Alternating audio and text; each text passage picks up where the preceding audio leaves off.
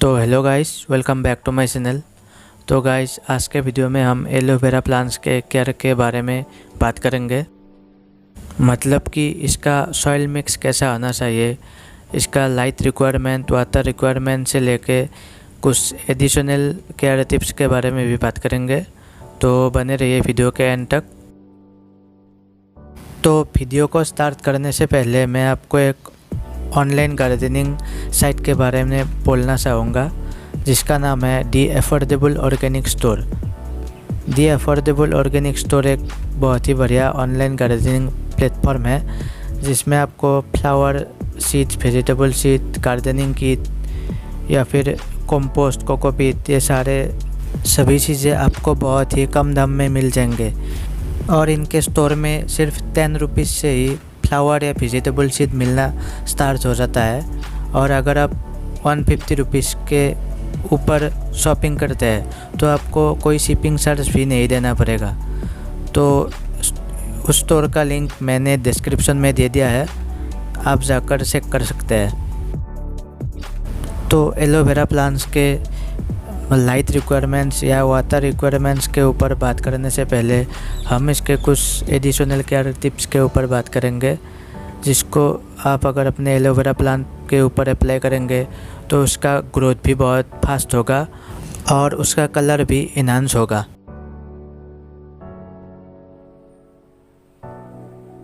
तो पहले टिप का जो मैं बात करने जा रहा हूँ वो है डेड और ख़राब लीव्स का प्रूनिंग करना, यानी कि डेड और जो ख़राब लीव्स होते हैं उसको रिमूव करना। शायद आप लोगों ने भी नोटिस किया होगा कि आपके एलोवेरा प्लांट के लीव्स का जो टिप होता है वो ड्राई सा हो जाता है। तो आपको वो टिप भी हाथ से या कैंची से कट कर देना है। ये करने से आपको प्लांट को ये फ़ायदा होगा कि उसका जो ग्रोथ है वो अच्छा होगा और आपका प्लांट हेल्दी भी रहेगा।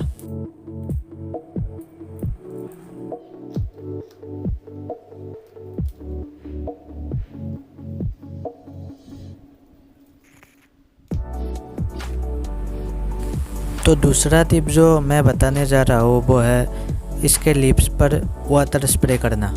तो इससे ये फ़ायदा होगा कि लीव्स के ऊपर जो धूल मिट्टी जमा हुआ होता है वो निकल जाएगा और जो प्लांट का जो रेस्पिरेटरी सिस्टम है वो अच्छा हो जाएगा और प्लांट का फोटोसिंथेसिस प्रोसेस भी अच्छा हो जाएगा। फोटोसिंथेसिस यानी कि प्लांट्स का जो सेल्फ फूड प्रोड्यूसिंग सिस्टम होता है उसको ही बोला जाता है। तो रेस्पिरेशन और फोटोसिंथेसिस प्रोसेस अच्छा होने से प्लांट का जो ग्रोथ है वो तो अच्छा होगा ही, उसके साथ प्लांट्स के लीफ का जो कलर है वो भी इन्हांस हो जाएगा।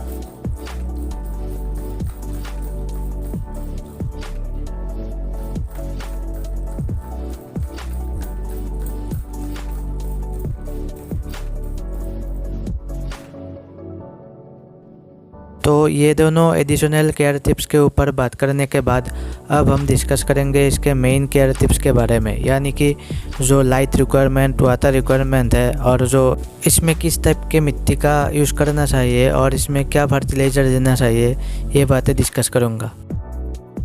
तो सबसे पहले बात करते हैं इसके सॉइल टाइप और फर्टिलाइज़र के ऊपर। तो सॉइल की बात करें तो एलोवेरा ग्रो करने के लिए सबसे बेस्ट सॉइल होता है सैंडी सॉइल। सैंडी सॉइल यानी कि जो कंस्ट्रक्शन में यूज़ होता है उसकी बात नहीं कर रहा हूँ मैं। सैंडी सॉइल का मतलब है जो रिवर सैंड होता है या फिर जो हमारे घर में नॉर्मल सैंड है उसका यूज़ कर सकते हैं। सैंड यूज़ करने का रीज़न ये है कि सैंड जो है वो बहुत ही सॉफ्ट होता है और एलोवेरा के रूट्स का जो ग्रोथ होता है वो बहुत ही ज़्यादा होता है। तो सैंडी सॉइल यूज़ करने से उसका जो रूट का ग्रोथ है वो अच्छे से हो पाएगा। और शायद आप लोग जानते होंगे कि एलोवेरा के न्यू प्लांट जो है वो रूट से ही डेवलप होते हैं। तो अगर आप सॉफ्ट सैंडी सॉइल यूज़ करेंगे तो न्यू प्लांट्स के बाहर निकाल आने में आसानी होगी। और फर्टिलाइज़र की बात करूँ तो एलोवेरा प्लांट को ज़्यादा कुछ फर्टिलाइज़र प्रोवाइड करने की ज़रूरत नहीं है।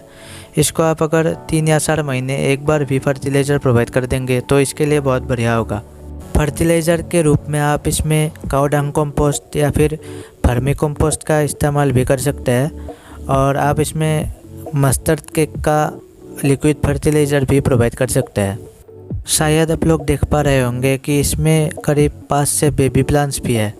और एक बात मैं आप लोगों से शेयर करना चाहूँगा कि करीब 2 साल पहले मैंने इसमें सिर्फ एक प्लांट लगाया था और अभी ये मल्टीप्लाई होके इतना सारा बन गया है। और यही नहीं, मैंने करीब इससे 1-2 करके 10-15 बेबी प्लांट जो है वो मेरे फ्रेंड या फिर जिसको चाहिए होता है उसको दे दिया है। और अभी मेरे पास एलोवेरा का ये 2 वैरायटी है। ये एक बड़ा वाला जो लाइट ग्रीन कलर का होता है और ये एक छोटा वाला जिसका कलर डार्क ग्रीन सा होता है।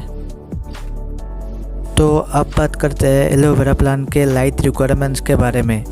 तो एलोवेरा प्लांट जो है वो ब्राइट लाइट लिविंग प्लांट होता है और अगर आप इसे सुबह का जो 3-4 घंटे का लाइट ब्राइट सनलाइट होता है वो प्रोवाइड करेंगे तो इसके लिए बहुत बढ़िया होगा और इसका ग्रोथ भी बहुत बढ़िया होगा। वैसे तो आप एलोवेरा प्लांट्स को सीधी एरिया में भी रख सकते हैं, लेकिन सीधी एरिया में रखने से ये होगा कि प्लांट्स का जो ग्रोथ है वो बहुत ही स्लो हो जाएगा और इसके लिप्स का जो कलर है वो भी कुछ डाल सा हो जाएगा और इसके लिप्स के अंदर जो जेल होता है वो भी कम हो जाएगा। अगर आप इसे सीधी एरिया में रखते हैं तो बेहतर ये होगा कि आप इसे सुबह का जो 3-4 घंटे का ब्राइट सनलाइट होता है वो प्रोवाइड कीजिए। और आखिर में इसके वाटर रिक्वायरमेंट्स के बारे में बात करूँ तो जैसा कि एलोवेरा प्लांट भी एक सकलेंट वैरायटी है तो दूसरे सकलेंट की तरह ही इसको भी ज़्यादा वाटर नहीं चाहिए होता है। तो आप इसे 5 या 6 दिन में एक बार वाटरिंग कर देंगे तो इसके लिए बहुत बढ़िया होगा। आप इसके सॉइल को हाथ से फील करके भी देख सकते हैं। अगर इसका सॉइल ज़्यादा ड्राई है तो आप इसे वाटर कर दीजिए और अगर ड्राई नहीं है तो आपको इसे वाटर करने की ज़रूरत नहीं है। ज़्यादा वाटर करने से ये होगा कि इसके जो रूट्स है वो गल जाना स्टार्ट हो जाएगा और प्लांट मर भी सकता है। इसलिए इसे कम ही वाटर दे तो अच्छा होगा। बेहतर होगा कि आप 5-6 दिन में एक बार इसे वाटरिंग करिए तो बहुत ही अच्छा चलेगा ये प्लांट।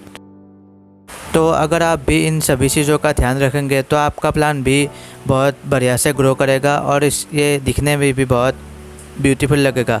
तो आज के लिए बस इतना ही, फिर मिलेंगे नेक्स्ट वीडियो में। तब तक के लिए stay safe and enjoy gardening.